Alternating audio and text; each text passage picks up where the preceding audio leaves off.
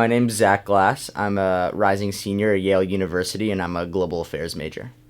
During my undergraduate studying global affairs, I focus on kind of macro politics and security issues.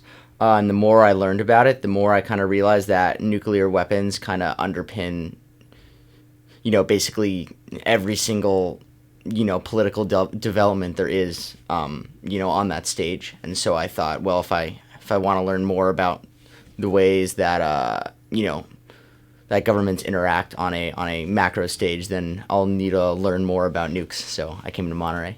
So I am Grace Leo's intern because I focused on East Asia, and she does as well.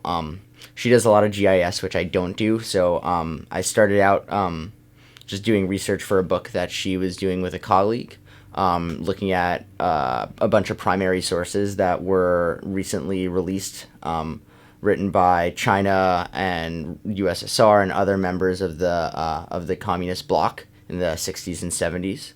And I was doing that research for an upcoming book that re-examines North Korea's nuclear development. Other than that, I just do, other small responsibilities for her. So my independent project kind of stemmed from the work I was doing for Grace, looking at those documents. So I was looking at a lot of diplomatic correspondence from North Korea in the 1960s, obviously. And I noticed that there was this really interesting narrative about kind of their posturing and how they wanted to get nuclear weapons. And then doing some background research, I saw that a lot of there's a lot of similarities between their political environment then and today, namely lack of trustworthiness, lack of allies, and also just military ambitions that kind of outsize their economic and military capabilities. And so I went over about 200 of these original documents and sort of compiled them into a narrative that sort of outlines the progression of North Korea's stance within the communist bloc in the 1960s as it specifically pertains to their nuclear posture. And I think it's really interesting. The reason I'm super excited at the prospect of publishing it is because I think, I'm really like contributing to the field, and I've never done that before, and it's a super cool opportunity. I'd say no day is different. No 2 days are the same. Especially because the nature of my work is very, I have this one long independent project, and, I don't have deadlines to meet or, certain things that I need to produce at certain times. But in general, I'll come in, in the beginning, I'll just like pour over these transcripts of diplomatic correspondences, between like 9 and 10, and then we usually have lecture for 2 hours at 10, which takes us to lunch. And then when I come back at 1, I'll meet with Grace, I'll do some responsibilities that she has for me that day. Sometimes I'll start grouping the documents I've found into ways that will help me kind of pursue further research. Sometimes I'll have another meeting, sometimes we'll have another lecture, but really there's enough changeover during the day. It's kind of broken up well enough that I definitely don't have like a lot of idle time. I'm always busy. But it's always doing something that I'm really interested in, and work that I'm proud to be doing. Definitely the agency I get to pursue my personal work. I really, if I'm given busy work, during a summer internship, it's just not how I want to spend my time. And I think it's really rare, to find something that's both like an incredibly reputable institution, but then also, gives interns the trust to say, pursue what you want, and we'll give you the support to do that because, we know that you'll produce something that will be good. I think that's a really rare find, so it's definitely, the mixture of the, not necessarily hands-offness, but just the agency to do what I want, but then also the support to actually like listen to the ideas I have, review the research I've done, and then give me feedback and help make my project the best it can. I've definitely learned that the non-proliferation field in general is a lot more complex and has a lot more moving parts than I had earlier thought. So, for example, my mentor Grace, like, yes, she's a regionalist because she does mostly East Asia stuff, but she also does geospatial analysis. There's lots of people who specialize in really technical aspects, be it like sanctions oversight, like poring over trade and economic spreadsheets to see if countries are being honest with their trade policies and abiding by international law.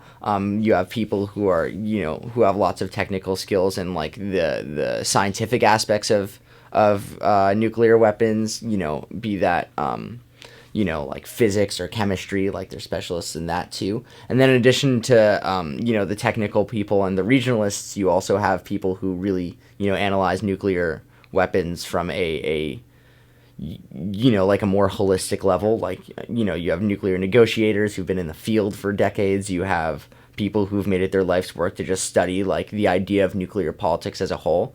And so I think it makes this like really, cohesive, sort of makes this really cohesive program that I wasn't aware, like one needed in order to be a successful like nuclear political think tank. So that's something that I've definitely learned. We're a tight group this year. I think I've made a lot of friends this summer.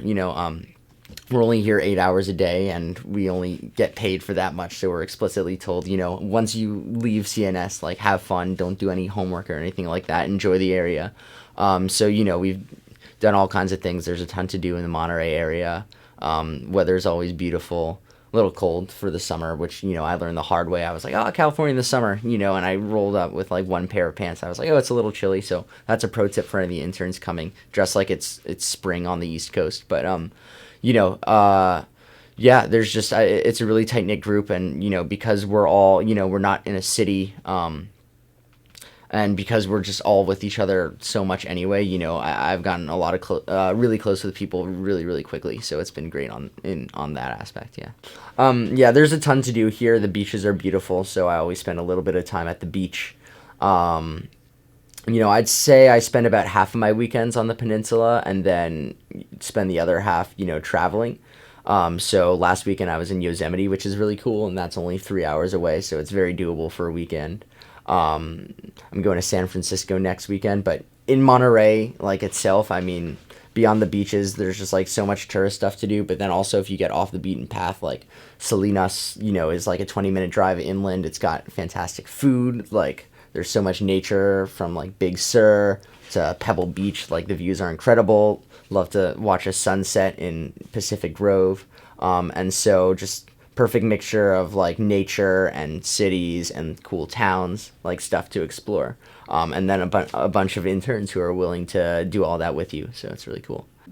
Do it. I think that it's a really unique opportunity for a lot of reasons. One, I mean, if you're interested in this sort of stuff, chances are you're not going to be on the west coast of the U.S. like for an internship or for your professional career, just because everything that has to do with international politics is going to be either abroad or in New York or D.C. So just the opportunity to get to California is a real, I think, welcome change of pace. But beyond that, I mean, it really is a community where they stress giving access to the interns, and they really want to see us succeed. So you don't even need to think that nonproliferation is your thing. In fact, I think, someone who's very determinedly, a non-pro person in a liberal arts undergraduate educational situation, like I haven't met many of those people. So you don't need to think that nuclear nonproliferation is the exact field you want to do.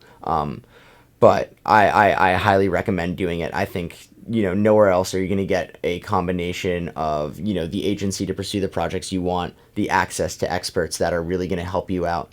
And then just also there's just so many people to learn so many cool things from. So I highly recommend it.